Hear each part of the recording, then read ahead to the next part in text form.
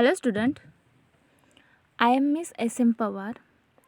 Today's lecture, the career oriented course, certificate course in human resource management. Paper number 2nd, recent trends in human resource management. आपण career oriented course म्हणजे COC तो तुमचा आहे certificate course in human resource management याचा study करतो आहे. त्यामध्ये तुम्हाला paper first, paper second, paper third अशा 3 पेपरचा स्टडी करायचा आहे आणि 1 प्रोजेक्ट प्रिपेअर करायचा आहे. तर प्रिव्हियस लेक्चर्समध्ये ऑलरेडी आपण पेपर नंबर फर्स्टचं स्टडी केलेला आहे. या लेक्चर्समध्ये आपण पेपर नंबर सेकंडचा स्टडी करतो आहे. पेपर नंबर सेकंडचं टायटल आहे recent trends in human resource management. तर यामध्ये देखील तुम्हाला 4 टॉपिक्सचा स्टडी करायचा आहे. तर प्रिव्हियस लेक्चर्सपासून आपण यामधील युनिट नंबर फर्स्ट स्टार्ट केली आहे. युनिट नंबर फर्स्टचे टायटल आहे इंट्रोडक्शन टू HRD. HRD म्हणजे काय तर ह्युमन रिसोर्स डेव्हलपमेंट. तर यामध्ये या युनिट नंबर फर्स्टमध्ये प्रिव्हियस लेक्चर्समध्ये आपण ही ह्युमन रिसोर्स डेव्हलपमेंट ही कन्सेप्ट काय आहे, त्याचे स्कोप, त्याचे फीचर्स यांचा स्टडी केला आहे. त्याचबरोबर हे ह्युमन रिसोर्स डेव्हलपमेंट का करावी, त्याची नीड काय आहे याचा देखील स्टडी आपण प्रिव्हियस लेक्चर्समध्ये ऑलरेडी केलेला आहे. या लेक्चर्समध्ये आज आपण ह्युमन रिसोर्स डेव्हलपमेंट मॅनेजर आहे, त्याला कोणकोणते फंक्शन्स करावे लागतात. ओके, ह्युमन रिसोर्स डेव्हलपमेंट मॅनेजर्सला कोणकोणते फंक्शन्स करावे लागतात याचा स्टडी आज आपण या लेक्चर्समध्ये करणार आहोत. तर ह्युमन रिसोर्स डेव्हलपमेंट मॅनेजर्सला अनेक फंक्शन्स पार पाडावे लागतात. ऑर्गनायझेशनमध्ये, बिझनेसमध्ये किंवा कंपनीमध्ये तो बिझनेस योग्य त्या प्रकारे रन करायचा असेल तर यासाठी त्या ऑर्गनायझेशनमध्ये एम्प्लॉयची आवश्यकता असते. मग असे एम्प्लॉई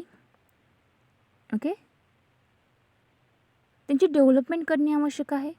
त्यांना जे काही ते काम करीत आहेत त्याचे नॉलेज, त्याचे स्किल्स, त्यांचे ॲटिट्यूड, ॲबिलिटी, बिलीफ्स या सर्व त्यांच्याजवळ असणे आवश्यक आहे.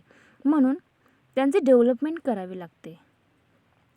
ही ह्युमन रिसोर्स डेव्हलपमेंटची कन्सेप्ट आहे ती 1969मध्ये फर्स्टली अमेरिकेमध्ये जी एक कॉन्फरन्स झाली त्या ठिकाणी लिओनार्ड नॅडलर यांनी इंट्रोड्यूस केली आणि त्यामध्ये त्यांनी ह्युमन रिसोर्स डेव्हलपमेंट ही कन्सेप्ट काय आहे ते डिफाईन केले. ह्युमन रिसोर्स डेव्हलपमेंट कशासाठी केली जाते तर ऑर्गनायझेशनची ग्रोथ व्हावी आणि त्या एम्प्लॉयची विकास व्हावा यासाठी हे ह्युमन रिसोर्सची डेव्हलपमेंट त्यांचा विकास केला जातो. असे डेव्हलपमेंट करायचे असेल तर ऑर्गनायझेशनमध्ये अनेक प्रोग्राम्स अरेंज केले जातात, ऑर्गनाईज केले जातात. त्यामधून तो काय एम्प्लॉई आहे त्याचं जे नॉलेज आहे ते नॉलेज कसे इन्क्रीज करता येईल, त्याचे स्किल्स वाढवण्यासाठी अनेक ट्रेनिंग प्रोग्राम ऑर्गनाईज केले जातात.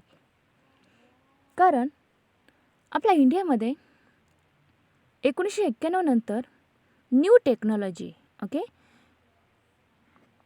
या मोठ्या प्रमाणावर आल्या.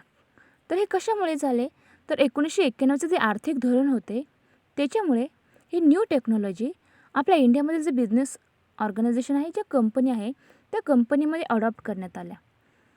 तर 1991मध्ये जे न्यू आर्थिक धोरण स्वीकारले गेले त्याच्यामध्ये LPG इरामुळे लिबरलायझेशन, प्रायव्हेटायझेशन आणि ग्लोबलायझेशन यामुळे मोठ्या प्रमाणावर त्या आर्थिक पॉलिसीमध्ये काय झाला, चेंज झाला.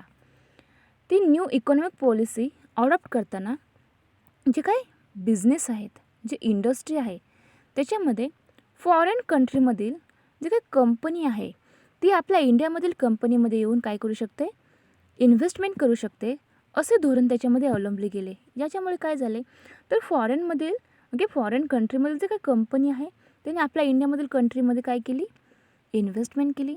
त्याच्यामुळे काय झाले तर फॉरेनमध्ये जे काही नवीन टेक्नॉलॉजी आहे, जे त्यांचे एक्सपर्ट्स मॅनेजमेंट आहे, जे नॉलेज आहे त्यांचा वापर आपल्या इंडियामधील जे काही कंपनी आहे त्याच्यामध्ये करण्यात आला.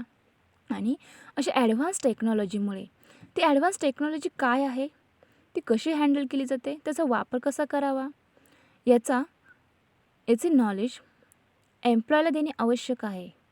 म्हणून या ह्युमन रिसोर्स डेव्हलपमेंटची ही गरज आहे की त्यांची डेव्हलपमेंट करणे, त्यांना जास्तीत जास्त विकास कसा करता येईल त्यांचा, याच्यावरती फोकस केला जातो आणि त्यामधून त्या ह्युमन रिसोर्सची काय केली जाते, डेव्हलपमेंट केली जाते. असे अनेक रिझन्स आहेत की ज्यामुळे त्या ह्युमन रिसोर्सची डेव्हलपमेंट करणे अत्यावश्यक आहे, इसेन्शियल आहे, इम्पॉर्टंट आहे. म्हणून या ह्युमन रिसोर्सची डेव्हलपमेंट करणे हा प्रत्येक बिझनेस ऑर्गनायझेशनचं काय आहे, महत्त्वाचे काम आहे. मग असे ह्युमन रिसोर्स डेव्हलपमेंट करायचे असेल तर त्यासाठी मॅनेजर्सला अनेक फंक्शन्स पार पाडावे लागतात. मग ते फंक्शन्स कोणते आहेत, हा ह्युमन रिसोर्स डेव्हलपमेंटचा जो काही मॅनेजर आहे तो कोणकोणती कामे करतो त्याचा स्टडी आज आपण या लेक्चर्समध्ये करत आहोत. नाव let's C which functions of HRD managers.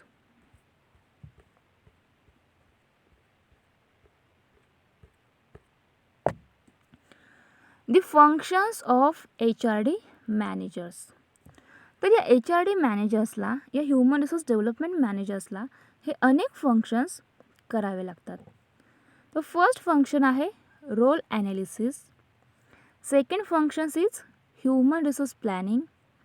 Third functions are recruitment.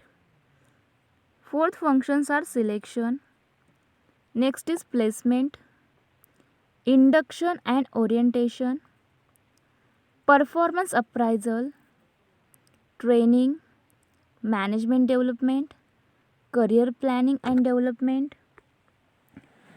Organisation development, compensation, social and cultural programme, workers participation in management, quality circle, teamwork, communication policies, grievance mechanism and other functions.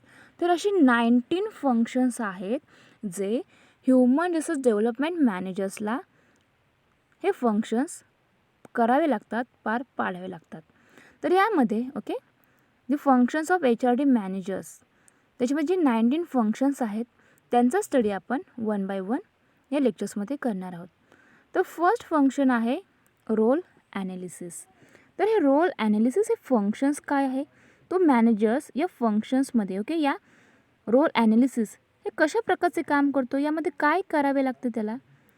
Now let's see the functions of HRD managers. The first functions of HRD managers, it is a role analysis.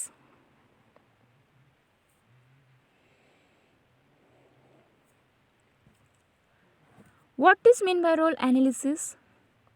The HRD manager should design the wider roles rather than mere jobs based on organization present and future needs. Okay? The HRD manager should design the wider roles rather than mere jobs based on the organization present and future needs. The HRD manager should also take into consideration the internal and external environmental factors. तर role analysis हा या human resource development मॅनेजर्सचा first function आहे. हे function या human resource development मॅनेजर्सला करावे लागते. मग या फंक्शन्समध्ये हे काय काम आहे, रोल ॲनालिसिस म्हणजे काय, तर the HRD manager should also take into consideration the internal and external environmental factors. तर हा HRD मॅनेजर, हा ह्युमन रिसोर्स डेव्हलपमेंट मॅनेजर काय करतो, तर जे काय इंटरनल फॅक्टर्स आहेत आणि जे external environmental factors, internal environmental factors and external environmental factors हे काय करतो, असे रोल ॲनालिसिस करताना असे फॅक्टर्स कन्सिडर केले जातात. कारण जर रोल ॲनालिसिस करायचं असेल तर त्यासाठी इन्व्हायरमेंटलमधील जे इंटरनल फॅक्टर्स आहेत आणि एक्सटर्नल फॅक्टर्स आहेत ते निश्चित करणे आवश्यक आहे. The HRD manager should design the wider roles rather than mere job based on the organization present and future needs. तर जी काय ऑर्गनायझेशन आहे त्या ऑर्गनायझेशनमधील प्रेझेंट म्हणजे या वर्तमानातली जी काही नीड आहे and future needs, okay, and भविष्यातील जी काही नीड्स आहे हे जाणून तो जो काही जॉब आहे त्या जॉबमध्ये त्याचा रोल काय आहे त्याचं योग्य त्या प्रकारे डिझाईन करण्याचे काम हा HRD मॅनेजर, हा ह्युमन रिसोर्स डेव्हलपमेंट मॅनेजर करीत असतो. मग असे रोल ॲनालिसिस करायचे असेल, ओके, त्यासाठी प्रेझेंट अँड फ्युचर नीड्स जाणून घेतले जातात आणि इन्व्हायरमेंटलमधील जे इंटरनल इन्व्हायरमेंटल फॅक्टर्स आहेत अँड एक्सटर्नल इन्व्हायरमेंटल फॅक्टर्स आहेत ते योग्य त्या रीतीने कन्सिडर या ठिकाणी हा मॅनेजर करीत असतो आणि त्याच्या आधारे तो जो काही रोल आहे त्याचे ॲनालिसिस करण्याचे, त्याचे विश्लेषण करण्याचे काम या ठिकाणी हे ह्युमन रिसोर्स डेव्हलपमेंट मॅनेजर्स करीत असतो. तर अशा प्रकारे या ह्युमन रिसोर्स डेव्हलपमेंट मॅनेजर्सचा फर्स्ट फंक्शन आहे रोल ॲनालिसिस, हे या प्रकारे करावे लागते. त्यानंतर ह्युमन रिसोर्स डेव्हलपमेंट मॅनेजर्सचे सेकंड फंक्शन्स आहेत. तर दुसरे फंक्शन्स कोणते करावे लागते तर ह्युमन रिसोर्सेस प्लॅनिंग, ओके, जो काही मानवी संसाधन आहे त्याचे योग्य त्या रीतीने प्लॅनिंग करणे, त्याचे नियोजन करणे हे ह्युमन रिसोर्स डेव्हलपमेंट मॅनेजर्सला करावे लागते. In human resource planning the HRD manager based on the role analysis should plan for the human resources which would meet not only the future organizational requirements but also capable of being developed. तर हे human resources planning म्हणजे काय तर जो काही मानवी संसाधन आहे त्या ऑर्गनायझेशनमधील जो काही एम्प्लॉई आहे, ओके, त्या ह्युमन रिसोर्सचे योग्य त्या रीतीने प्लॅनिंग करणे, त्यांचे नियोजन करणे. मग हे प्लॅनिंग कशाचे करावे लागते, ते का करावे लागते तर हा HRD मॅनेजर, ओके, काय करतो, okay, human resource development managers काय करतात तर based on the role analysis, okay, त्यांचं फर्स्ट फंक्शन काय आहे रोल ॲनालिसिस. तर या रोल ॲनालिसिसच्या आधारे, okay, should plan for the human resources which would meet not only the future organizational requirements, okay, should plan, तो एक प्लॅन तयार करतात फॉर द ह्युमन रिसोर्सेस. या ह्युमन रिसोर्सेससाठी काय करतात त्या रोल ॲनालिसिसच्या आधारे एक प्लॅन तयार करतात. मग असा प्लॅन कशासाठी तयार करतात तर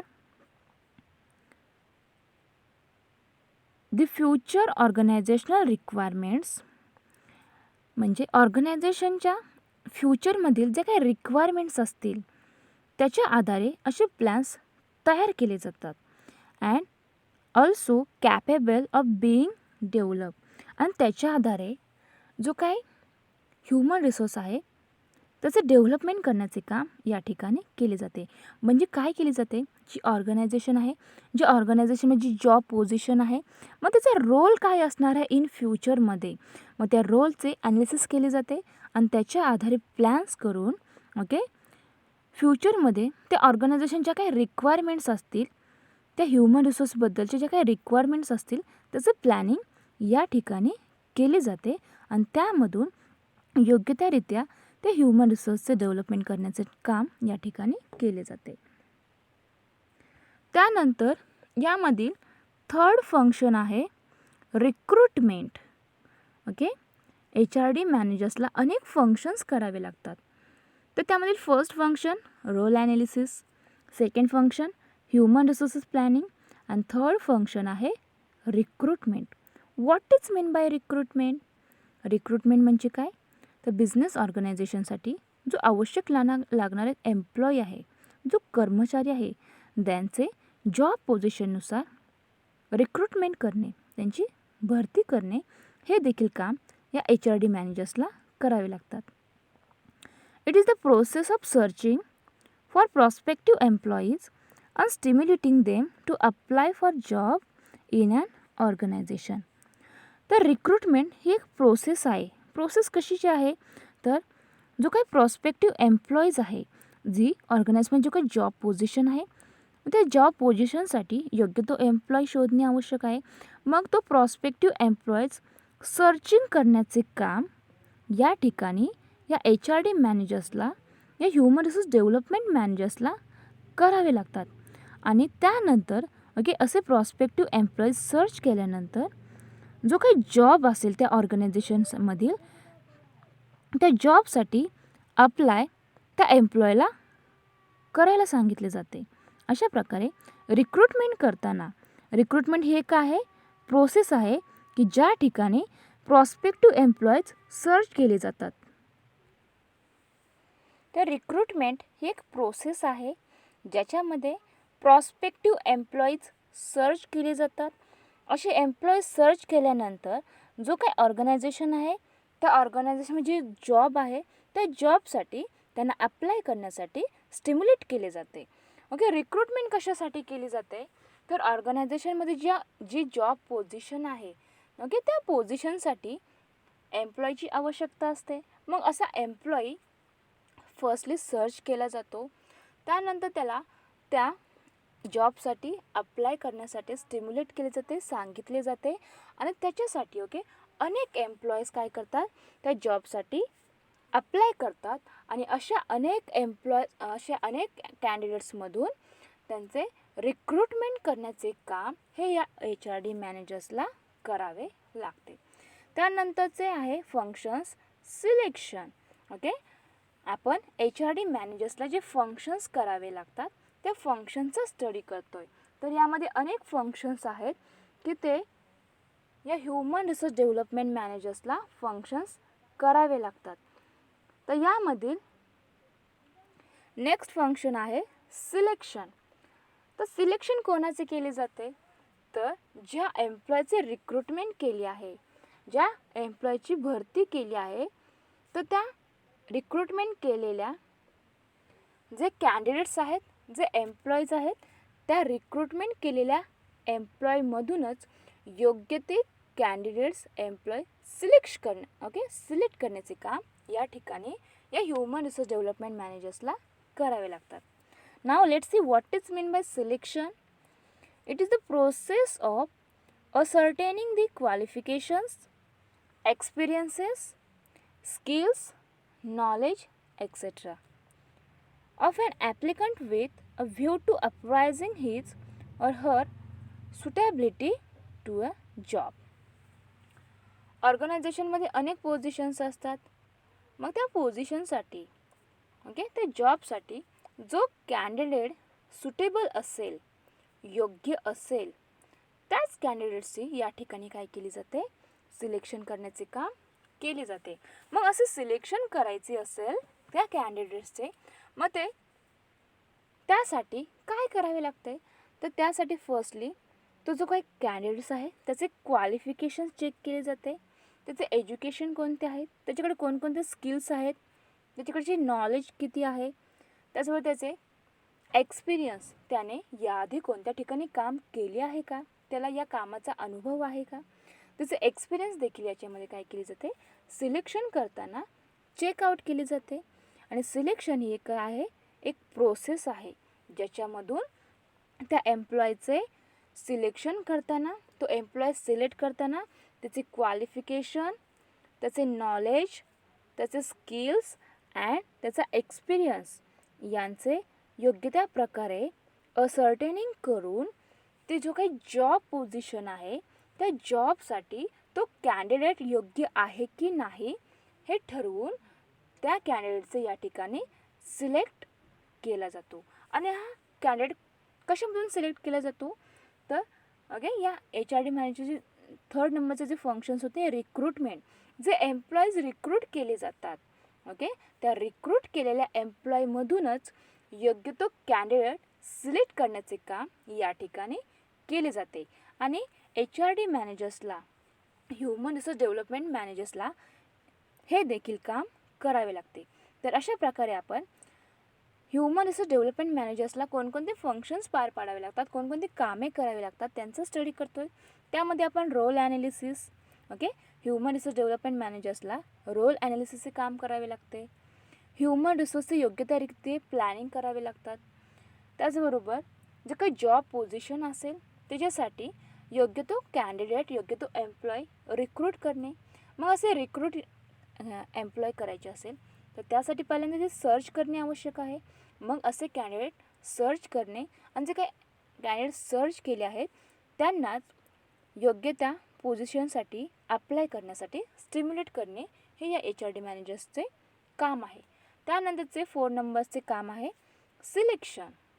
सिलेक्शन म्हणजे काय, तर जे रिक्रूट केलेले कॅन्डिडेट्स आहेत त्यांच्यामध्ये योग्य त्या प्रकारे क्वालिफिकेशन आहे की नाही, त्यांच्याकडे एक्सपिरियन्स आहे की नाही, त्यांचे स्किल्स, त्यांचे नॉलेज हे सर्व चेकआउट करून त्या जॉबसाठी जो व्यक्ती, जो पर्सन, जो कॅन्डिडेट, जो ॲप्लिकेंट योग्य असेल त्याचे सिलेक्शन यामध्ये केले जाते.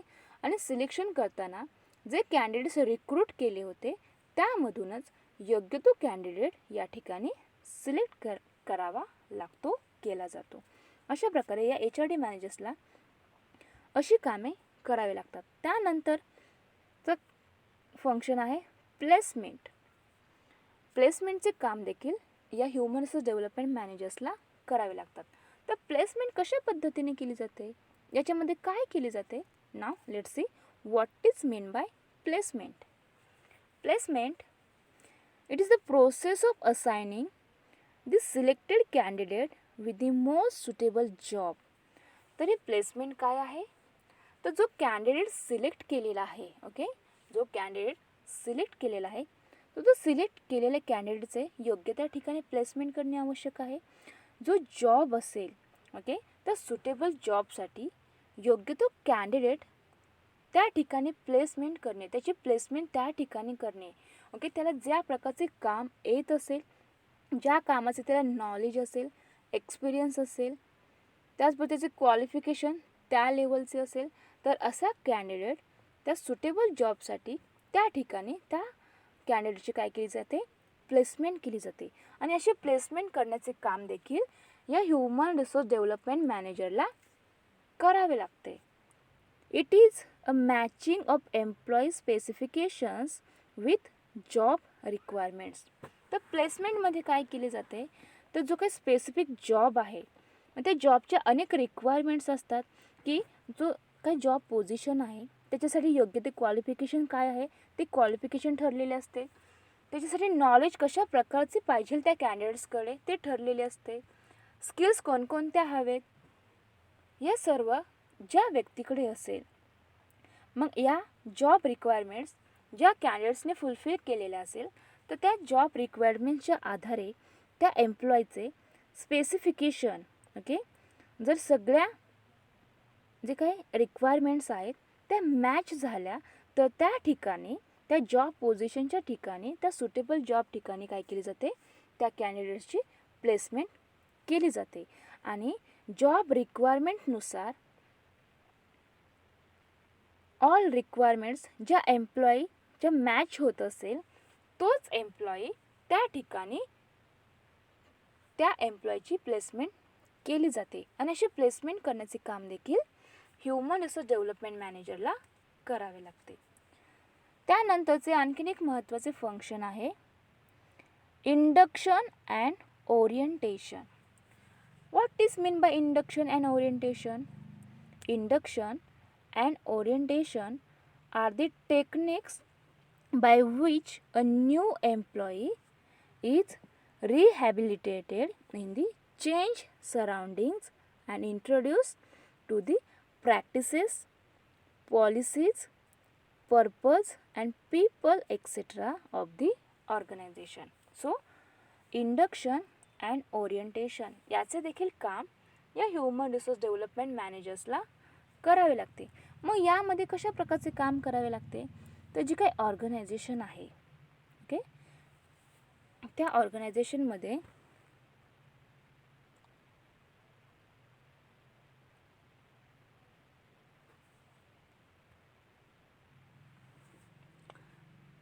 त्या ऑर्गनायझेशनमधील HRD मॅनेजर्सला हे इंडक्शन अँड ओरिएंटेशनचे काम करावे लागते.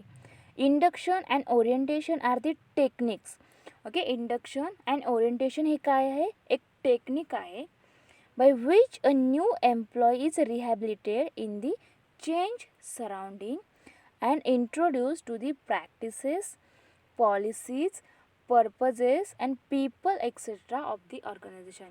जी ऑर्गनायझेशन आहे त्या ऑर्गनायझेशनमध्ये जे न्यू एम्प्लॉई हे घेतलेले असतात त्यांना ओके त्यांचे जे काही पॉलिसीज आहेत ते पर्पज आहे ती प्रॅक्टिसनुसार काय केले जाते इंट्रोड्यूस करण्याचे काम या ठिकाणी या HRD मॅनेजर्सला करावे लागते.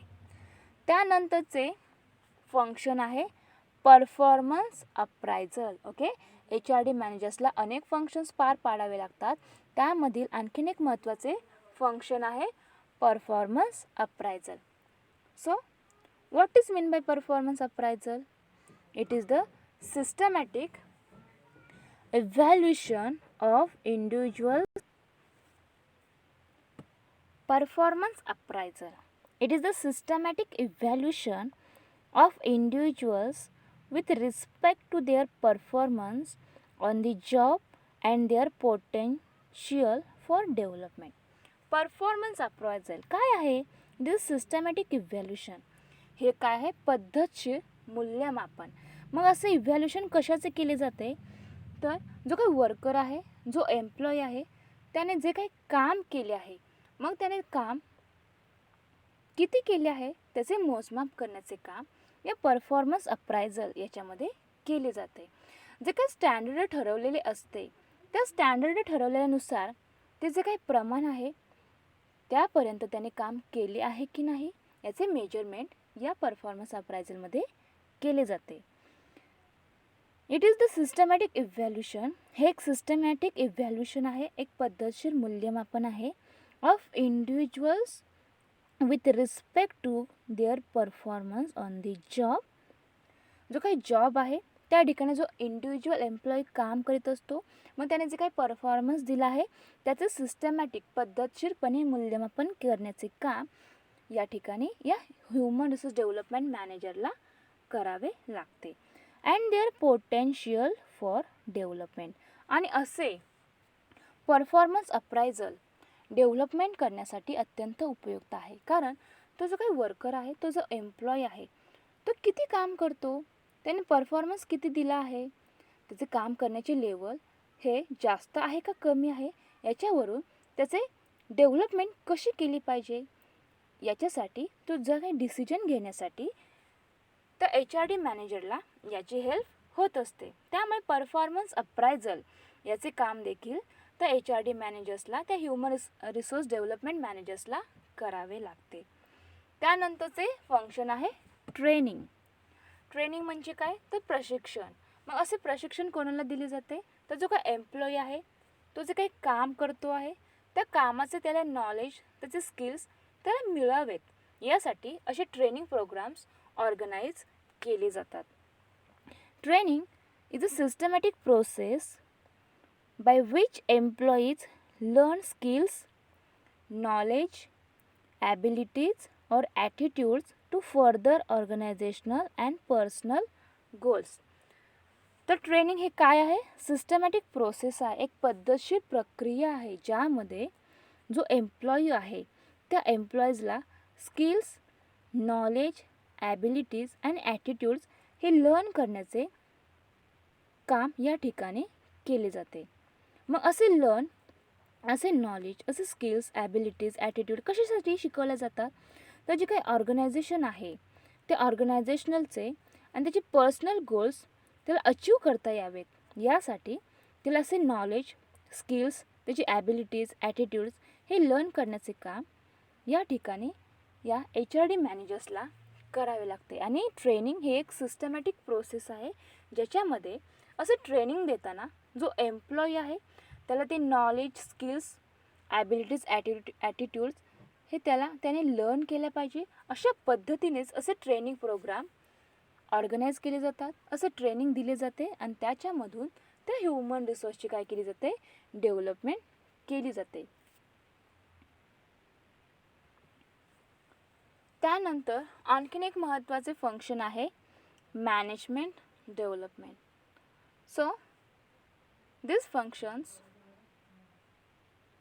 it is very important and most essential of the HRD managers. तर हा HRD मॅनेजर्स या मॅनेजमेंट डेव्हलपमेंटचे देखील फंक्शन्स काम करत असतो. मग यामध्ये तू काय काम करतो, तर it is the process of designing and conducting suitable executive development programs so as to develop managerial and human relation skills of employees. तर मॅनेजमेंट डेव्हलपमेंट हे काय आहे, तर मॅनेजमेंटचं योग्य प्रकारे विकास करायचा असेल, त्याचं डेव्हलपमेंट करायचं असेल, तर यासाठी अनेक डेव्हलपमेंट प्रोग्राम्स ऑर्गनाईज केले जातात. It is the process of designing and conducting suitable executive development programs.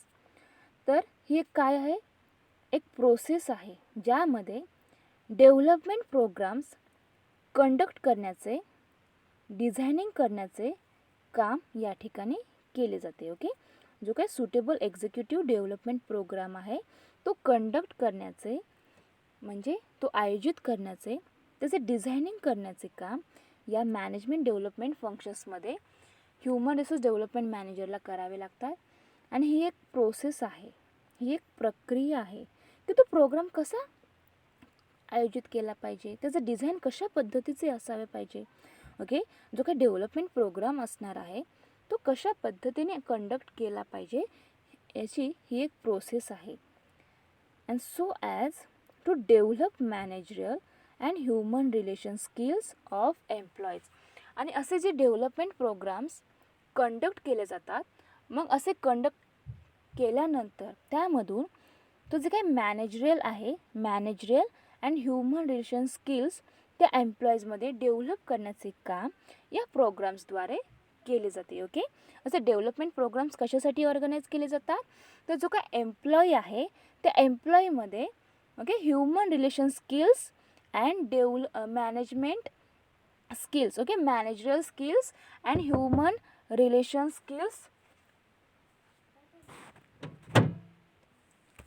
Management डेव्हलपमेंटमधून अनेक प्रोग्राम्स कंडक्ट केले जातात आणि त्याच्यामधून जो काय एम्प्लॉई आहे ओके त्यामध्ये human relation skills and manager skills develop करण्याचे काम हे ह्युमन रिसोर्स डेव्हलपमेंट मॅनेजर्सला करावे लागतात. त्यानंतरचं आणखीन एक महत्त्वाचं फंक्शन्स आहे करिअर प्लॅनिंग अँड डेव्हलपमेंट.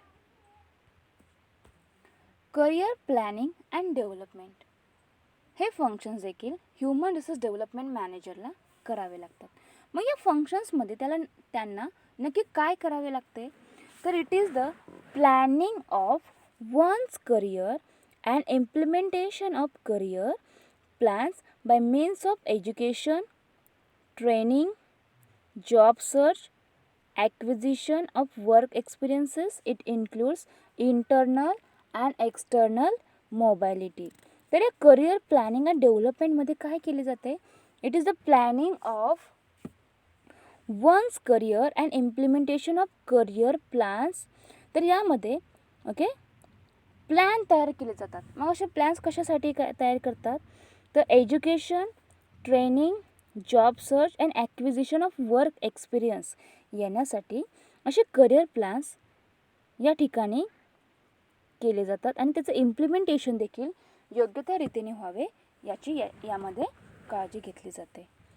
आणि याच्यामध्ये इंटरनल अँड एक्सटर्नल मोबॅलिटी इन्क्लूड असते. याच्यामध्ये इंटरनल अँड एक्सटर्नल मोबॅलिटीचा समावेश होतो.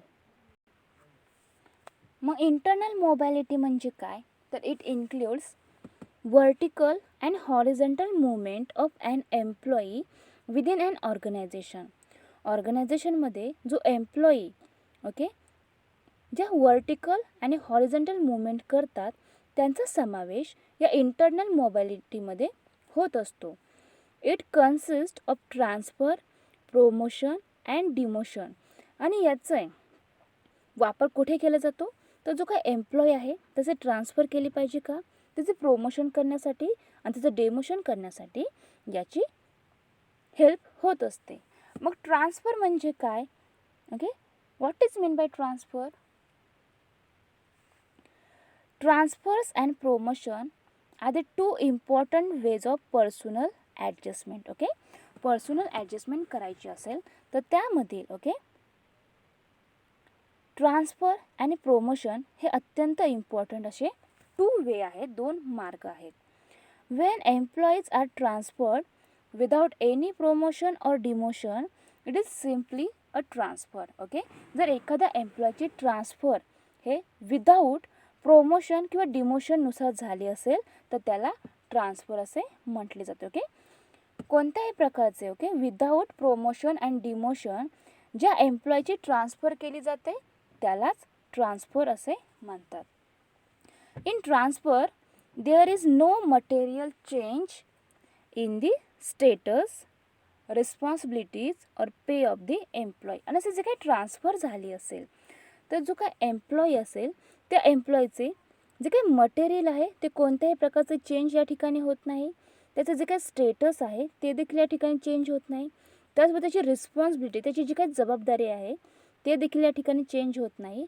आणि त्याचे पे ऑफ द एम्प्लॉई, त्या एम्प्लॉई जे काही पेमेंट दिले जात होते ते देखील या ट्रान्सफर केल्यानंतर या गोष्टी या ठिकाणी चेंज होत नसतात. ओके, ज्यावेळेस एखाद्या एम्प्लॉयचे ट्रान्सफर केले जाते त्यावेळेस असे ट्रान्सफर केल्यानंतर त्याचे जे काही material change in the status आहे, त्याची रिस्पॉन्सिबिलिटीज म्हणजे त्याची जबाबदारी आणि पे ऑफ द एम्प्लॉईज या गोष्टींमध्ये कोणत्याही प्रकारचा चेंज या ठिकाणी होत नसतो.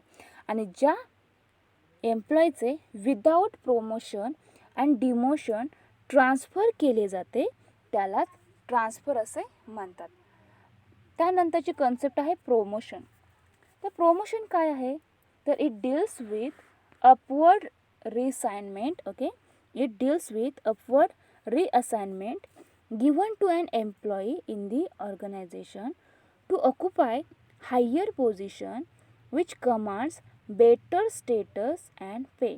तर प्रोमोशन कशासाठी केली जाते तर जो काय एम्प्लॉई आहे त्या एम्प्लॉईने हायर पोझिशन अचीव करावे, त्याचबरोबर त्याचं जे काही पेमेंट आहे त्याला ते स्टेटस अँड पेमेंट हायर मिळवण्यासाठी असे त्या एम्प्लॉयची काय केली जाते ऑर्गनायझेशनमध्ये प्रोमोशन केले जाते. आणि हे प्रोमोशन काय एक डील आहे.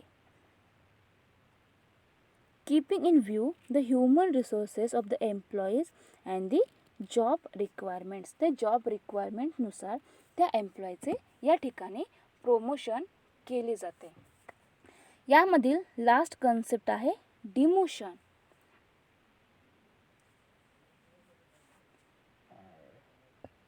तो what is mean bye demotion?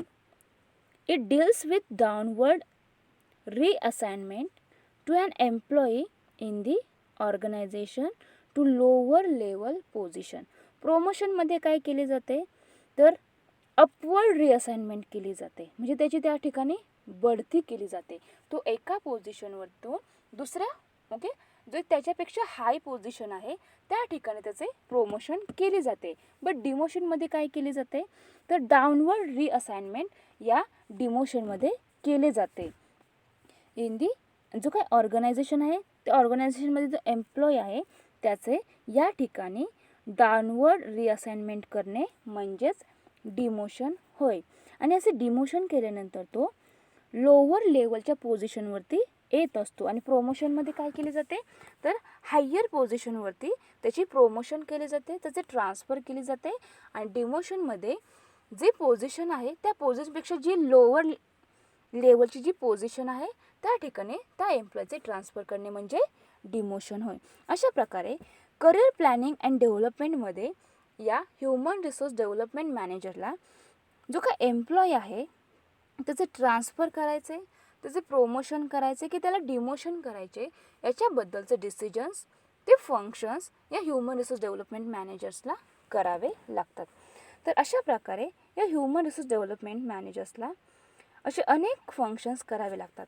त्यामध्ये आज आपण या लेक्चर्समध्ये रोल ॲनालिसिस फंक्शन्स काय आहे, human resource planning, recruitment functions, selection functions, placement functions, induction and orientation functions काय आहे, त्याच्यामध्ये कशा प्रकारचे काम करावे लागते, performance appraisal. Okay, human resource development मॅनेजर्सला परफॉर्मन्स अप्रायझलचे देखील काम करावे लागते. ट्रेनिंग, एम्प्लॉयला योग्य त्या प्रकारचे ट्रेनिंग देखील देणे आवश्यक आहे. मग ते ट्रेनिंग कसे द्यावे, कोणत्या व्यक्तीला, कोणत्या एम्प्लॉयला कशा पद्धतीचे ट्रेनिंग आवश्यक आहे ते सर्व या ह्युमन रिसोर्स डेव्हलपमेंट मॅनेजर्सला पाहावे लागते, ते काम त्यांना करावे लागते. त्याचबरोबर मॅनेजमेंट डेव्हलपमेंट, ओके, मॅनेजमेंटचं डेव्हलपमेंट करणे देखील आवश्यक आहे. मग त्यासाठी काय करावे लागते, ते फंक्शन्स देखील या ह्युमन रिसोर्स डेव्हलपमेंट मॅनेजर्सला करावे लागते. आणि करिअर प्लॅनिंग अँड डेव्हलपमेंट असे अनेक फंक्शन्स आहेत की जे HRD मॅनेजर्सला करावे लागतात. तर आजच्या लेक्चर्समध्ये आपण हे 10 फंक्शन्सचा स्टडी केलेला आहे. नेक्स्ट लेक्चरला आपण उर्वरित जे राहिलेले जे फंक्शन्स आहेत त्यांचा स्टडी आपण 1 बाय 1 करणार आहोत. तर यामध्ये organisation development, compensation, social and cultural programme, workers participation in management, quality circle, teamwork, communication policies, grievances mechanism and other functions कोणकोणते आहेत त्यांचा स्टडी आपण नेक्स्ट लेक्चरमध्ये करणार आहोत. तर आज आपण अशा प्रकारे या HRD मॅनेजर्सचे जे काही 10 इम्पॉर्टंट फंक्शन्स आहेत त्यांचा स्टडी केला आहे. उर्वरित फंक्शनचा स्टडी आपण नेक्स्ट लेक्चरमध्ये करणार आहोत. अशा प्रकारचे अनेक फंक्शन्स आहेत जे या HRD मॅनेजर्सला करावे लागतात. Okay, thank you.